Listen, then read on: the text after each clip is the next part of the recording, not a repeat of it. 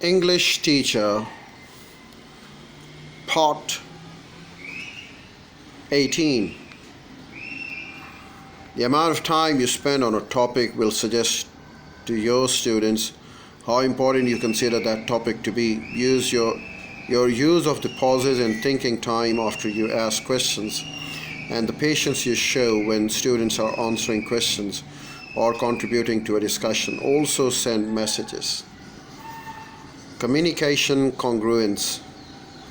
Above all, verbal and non-verbal messages should be congruent. That is, they should mean the same thing to a sender or receiver. When the messages are not congruent, communication breakdowns can create interpersonal gaps, which may become primary cause of the misunderstanding that results in anger, mistrust. Consider the situations presented in, for example, in these situations, the message sent is not a message received. The communication gap causes frustration or even anger. You risk creating such gaps if you assume and fail to check that the sender's and the receiver's interpretations of the messages are congruent. You will avoid communication gaps by stating clearly any messages you wish to convey, ensuring that your non-verbal messages support your words, and checking that the message received is message you sent. Practice and projects. Number 1. Create a personal Johari window. Develop a personal plan for expanding your public area to enlarge your self-knowledge and improve your communication skills. Number 2. From groups of 5 persons in different teaching majors of the field of the specialization, each member will speak to the group for 3 to 5 minutes using stems provided below. Learners will use a copy of the data collection to record your observation and the speaker's use of 2 or 3 communication skills. You can divide these skills as equally as possible as among the groups. After the session, listeners will provide the speakers with descriptive, non-judgmental feedback. Well, we can have a STEM. Think that the subject specialization. I think that the study subject some students do not like. And then you can have, for example, a communication breakdown situation 1.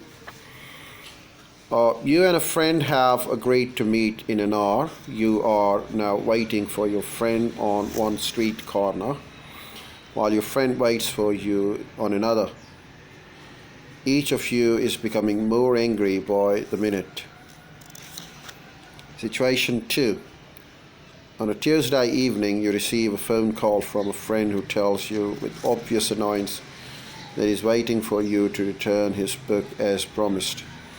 You believe that you agreed to return the book on Tuesday of next week. Situation 3. On a Monday morning, you ask your class to hand in their assignments. No one has finished the assignment, and you respond with the exasperation, while your student responds with confusion and frustration, claiming that the assignment is not due till Friday. What causes ineffective communication? How might you have avoided the communication breakdowns described above? What might you have done to promote effective communication? Human interactions. Teacher's work involves a steady stream of interactions, more than 1,000 days. Jackson, 1968, page 121. With individuals and small groups, the class as a whole, the success of these interactions depends largely on the level of the interpersonal skills that teachers practice and teach their students to practice. Interpersonal skills. In working with colleagues, students, and parents, good teachers tend to use 2 kinds of interpersonal skills: those that help them understand others and those that help others to understand them. People who practice effective interpersonal skills are genuine and empathetic, have a positive but realistic self-concept, and respect others as individuals. They are not patronizing, judgmental, or negative critical, and they do not ridicule or belittle others. They listen, help their students, and identify and explore problems Help student to understand the consequences of choices and suggest alternative methods for finding solutions.